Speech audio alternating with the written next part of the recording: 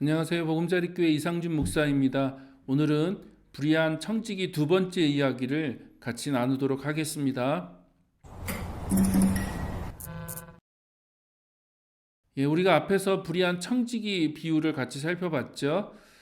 저는 지금 하나님 나라, 저는 이제 하나님 왕국이라는 표현을 더 좋아하는데 그 하나님 왕국의 그 관점으로 성경을 좀 어떻게 우리가 해석하고 어떻게 읽어낼 것인가를 같이 우리가 살펴보고 있는 겁니다. 그래서 이제 누가복음 16장에 나온 그 불의한 청지기 비유를 같이 살펴보고 있는데 사실 그 좀 난해한 부분들이 있어요. 그냥 읽기에도 이게 무슨 얘기하는 걸까? 이게 진짜 예수님이 무슨 말을 하시는 걸까라고 좀 이해하기에 어려운 부분들이 있습니다. 근데 우리가 하나님 왕국의 관점으로 그 비유를 읽어보면 그것이 무엇을 얘기하시는지 우리가 알 수 있다라고 하는 것을 같이 나누고 있어요. 그래서 앞에 나눈 이야기를 좀 간단하게 다시 한번 요약했으면 좋겠는데 이 불의한 청지기 비유의 그 핵심 포인트는 뭐냐면 이 세상의 재물로 영원한 하나님의 왕국을 준비하라는 거예요. 그게 지혜로운 삶이라는 거죠. 혹시 그 앞에 그 영상을 보지 못하신 분이 계시다면 제가 지금 이 위에다가 카드를 띄워 놓을 테니까 그거를 클릭하셔서 앞에 영상을 보고 오시면 더 잘 이 내용이 이해가 되실 것 같습니다. 아무튼 보신 분들은 다시 한번 간단하게 이제 복습을 하기 원하는데 그 불의한 청지기가 그 이 세상의 그 주인의 재물, 그죠? 주인의 재물로 자기의 미래를 준비했잖아요. 그런 것처럼 하나님의 그 자녀들은 이 세상의 재물로 영원한 하나님의 왕국을 준비하는 삶을 살아야 된다. 그게 진짜 지혜로운 삶이다라고 하는 것을 그 비유의 이야기를 통해서 말씀하고 계신다라고 하는 것을 확인했고요. 그러면 이제 두 번째 오늘 우리가 같이 나눌 건 뭐냐면 그러면 그렇게 사는 게 도대체 뭐냐? 이 세상의 재물로 하나님의 그 왕국, 영원한 하나님 왕국을 준비하는 삶을 산다는 게 어떻게 사는 것인가라고 하는 것을 같이 확인해 보기를 원합니다. 자, 그것에 대해서 말씀하신 게 이제 10절부터 13절까지의 그 말씀인데 자, 우리가 한번 이 말씀을 간단하게 한번 볼까요? 10절부터 보면 지극히 작은 일에 충실한 사람은 큰 일에도 충실을 하고 지극히 작은 일에 불의한 사람은 큰 일에도 불의하다라고 말씀하시고 11절에 보니까 너희가 불의한 재물에 충실하지 못하였으면 누가 너희에게 참된 것을 맡기겠느냐라고 말씀하십니다. 또 12절에 또 너희가 남의 것에 충실하지 못하였으면 누가 너희에게 너희 몫인들 내주겠느냐라고 말씀하시죠. 자, 여기서 이 말씀을 보면 서로 상반되는 두 가지를 가지고 반복적으로 말씀하고 계시다는 것을 확인할 수 있습니다. 그래서 이걸 정리하면 이렇게 돼요. 자, 10절에 작은 일, 그 다음에 큰 일, 서로 상반되는 거죠. 그 다음에 11절에 불의한 재물, 그리고 참된 것, 이것도 서로 대비되고 상반되는 거죠. 그 다음에 12절에 보니까 남의 것, 또 너희 목, 이렇게 그 서로 상반되는 이야기를 가지고 예수님이 말씀하고 계시는데 한 가지 우리가 확인할 수 있는 건 뭐냐면 10절의 작은 일이 11절의 불의한 재물이라고 하는 걸 확인할 수 있고요. 또 그 불의한 재물이 12절의 남의 것이라고 하는 그 개념으로 연결된다라는 걸 우리가 알 수 있죠. 똑같이 10절의 큰 일이 11절에 참된 것, 그 다음에 12절에 너희 목이라고 하는 것으로 서로 연결되어 있다라고 하는 것을 우리가 발견할 수 있습니다.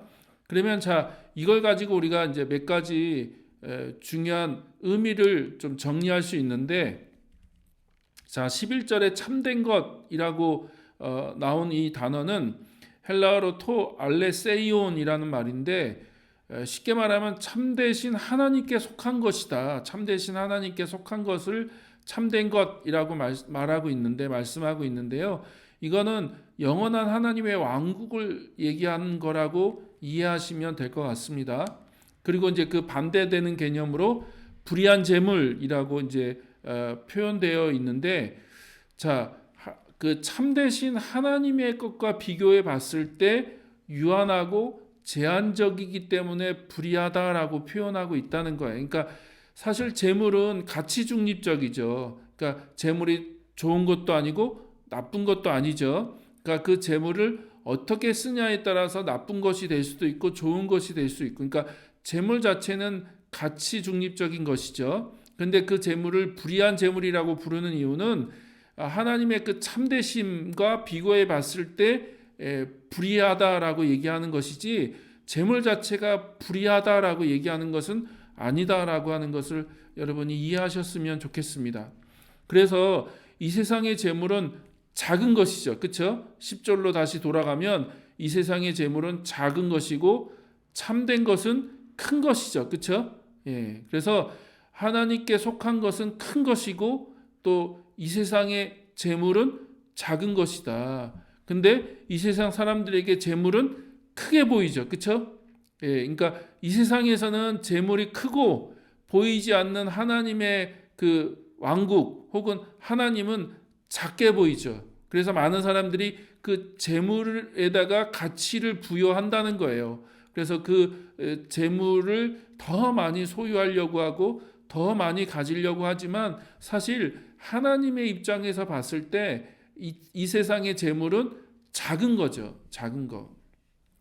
자, 그리고 지혜로운 사람은 유한한 재물로 영원한 하나님의 왕국을 준비하는 사람이죠. 그렇죠? 그래서 그것을 명확하게 보여주는 비유가 불의한 청지기 비유가 그 얘기를 하는 거죠. 이 제한적이고 유한한 재물로 영원한 하나님 왕국을 준비하는 것이 진짜 지혜로운 사람이다. 그래서 12절에서는 영원한 하나님의 왕국을 너희의 몫이라고 얘기하시죠. 그리고 그것을 9절에서는 영원한 처소, 영원한 장막, 영원한 처소라고 얘기하고 있고, 그 다음에 하나님의 자녀들이 받을 기업인 거죠. 너희 몫이라고 했기 때문에 우리가 받을 유산이라는 의미, 기업이라고 하는 의미가 있으니까 그건 하나님 왕국이죠. 그렇죠? 예수님이 다시 오실 때 우리가 하나님 왕국을 같이 예수님과 함께 통치하고 다스릴 겁니다. 우리가 그것을 기업으로 받을 거예요. 그래서 이것을 한 문장으로 정리한 것이 13절이라는 거예요. 13절. 자, 그러면 13절을 다시 한번 천천히 읽어볼까요? 한 종이 두 주인을 섬기지 못하고요. 그가 한쪽을 미워하고 다른 한쪽을 사랑하거나 한쪽을 떠받들고 다른 쪽을 업신여길 것이다 라는 거죠. 그래서 하나님과 재물을 함께 섬길 수가 없다라는 거예요. 이게 이 이야기의 결론이죠. 너희들이 두 주인을 같이 섬길 수가 없다. 그러니까 그 두 주인이라고 하는 건 누구예요? 하나님이든지 재물이든지.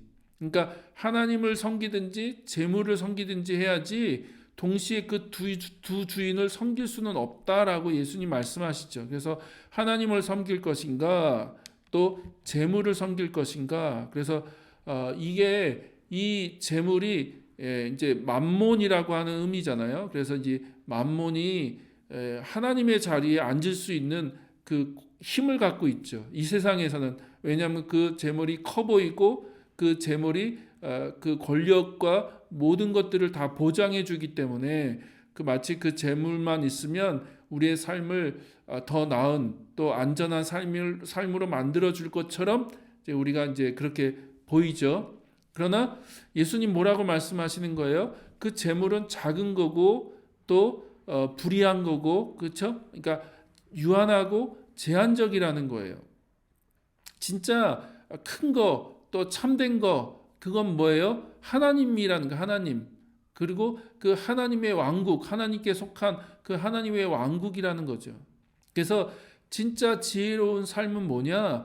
이 세상의 그 재물을 가지고 하나님을 섬기는 거, 이 세상의 재물을 가지고 그 영원한 거, 참된 거, 그것을 추구하는 것이, 그것을 준비하는 것이 가장 지혜로운 삶이다. 그러니까 너희들이 두 주인을 섬길 수가 없다. 하나님을 섬길 것이냐, 재물을 섬길 것이냐, 그 두 가지 중에 한 가지를 결정하라라고 말씀하고 계시는 거죠.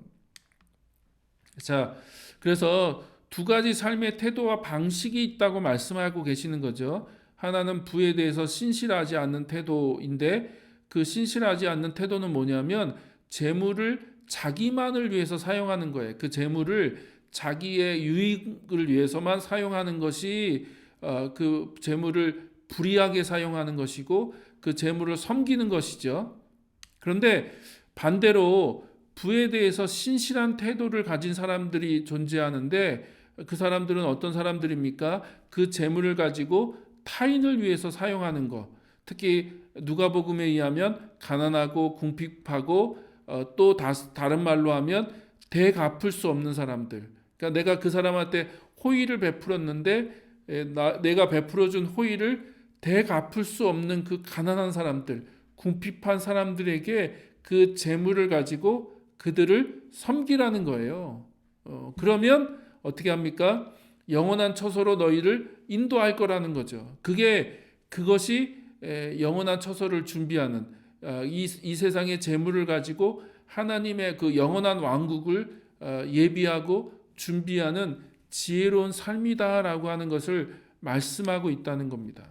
그래서 이것이 재물을 가지고 영원한 처소를 준비하는 지혜로운 삶이며 재물이 아니라 하나님을 주인으로 섬기는 삶이다라고 하는 것을 이 비유가 말씀하고 있다는 것을 여러분이 다시 한번 확인할 수 있었으면 좋겠습니다.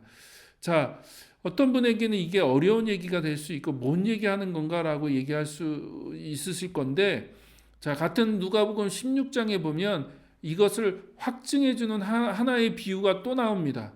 아주 유명한 비유가 그 뒤에 이어서 나오죠. 누가복음 16장에 보니까 앞부분에서는 불의한 그 청지기 비유가 나오고 뒷부분에는 어떤 이야기가 나옵니까? 부자와 거지 나사로 이야기가 나오죠. 자, 16장 19절부터 31절까지 보니까 부자와 거지의 그 비유가 나오는데 자, 이 비유의 핵심이 뭡니까? 이것도 좀 더 자세한 얘기는 다음 주에 한번 나눌게요. 우리 다음에. 자, 이 비유의 가장 중요한 핵심 포인트가 뭘까요? 자, 그 앞에 우리가 이 부분을 살펴봤죠. 비유에는 한 가지 요점만 있다. 그러니까 자꾸 이 비유를 가지고 다른 얘기하면 안 된다는 거야. 한 가지 요점이 있다. 그래서 많은 분들이 자꾸 이 비유를 가지고 천국과 지옥을 얘기한다든지 믿음이나 선행을 얘기하는 게 아니라는 거야. 이 비유는. 그러면 이 비유의 초점이 뭡니까? 이 비유의 진짜 얘기하려고는 핵심이 뭘까요? 거지 나사로가 아니에요, 사실. 부자입니다, 부자. 부자에 대한 이야기인데, 자, 이 비유의 초점은 부자인데, 부자가 죽어서 지옥에 갔는데, 왜 갔습니까? 어떻게 해서 그곳에 갔죠? 예, 이 세상에서 그 많은 재물을 가지고 살았죠. 이 세상에서 살 때. 근데 그 재물을 어떻게 사용했습니까? 자기만을 위해서 사용한 거예요. 자기만을.